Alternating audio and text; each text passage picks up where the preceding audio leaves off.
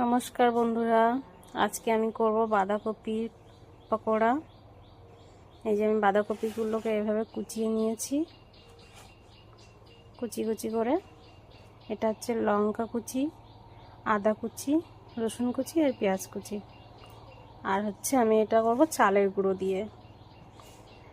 আমার চালের গুঁড়ো দিয়ে যে কোনো বড়া বানাতে খুব ভালো লাগে, খেতেও খুব ভালো লাগে। এটা চাইলে বেসন দিয়েও করা যায়। নুন, হলুদ আর কুচিয়ে রাখা পেঁয়াজ, আদা, রসুন, কাঁচা লঙ্কা সব একসাথে দিয়েছি। এবার আমি ভালো করে চটকে এটা মেখে নেব।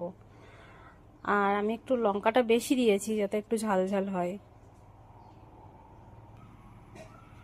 এই যে বাঁধাকপিটা আমার মাখা হয়ে গেছে, একদম কমে একটুখানি হয়ে গেছে।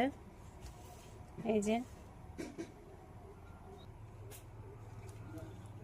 কড়াইটা আমি উনুনে বসিয়ে দিয়েছি, এবার তেল দিয়ে দেবো।